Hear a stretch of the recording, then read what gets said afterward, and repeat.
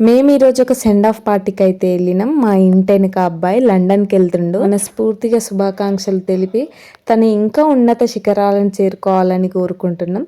వీళ్ళు ఏంటంటే మైసిగండి దగ్గర పార్టీ చేసిండ్రు. తన హ్యాపీనెస్ కోసం చిన్న కేక్.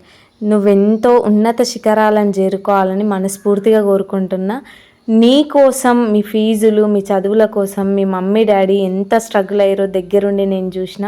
వాళ్ళ కష్టాలన్నీ నువ్వు తీర్చాలని, మీ ఇద్దరు అన్నదమ్ములు లైఫ్లో మంచిగా సెట్ అయ్యి ఇంకో ఇద్దరు ముగ్గురికి హెల్ప్ చేయాలని మనస్ఫూర్తిగా కోరుకుంటున్నా. ఈ పిల్లలు ఇద్దరు వాళ్ళ జాబ్ పర్పస్లో వెళ్ళిపోతున్నందుకు హ్యాపీగా ఉంది, కొంచెం బాధ కూడా అనిపిస్తుంది. ఎందుకంటే ఏ హెల్ప్ అడిగినా కూడా అసలు కాదనరు. వాళ్ళు మర్చిపోయారేమో నాకు హెల్ప్ చేసింది, కానీ నేనైతే అస్సలు మర్చిపోను. 2 days వాళ్ళకి నేను కనిపించకపోయినా ఏందక్క కనిపిస్తలేవు, చైతు కనిపిస్తలేదు, జయాంక్షి కనిపిస్తలేడు అని ఇట్లా ప్రతి ఒక్కరిని అడిగే మంచి మనసున్న పిల్లలు. ఆల్ ద వెరీ బెస్ట్ ఇద్దరికి.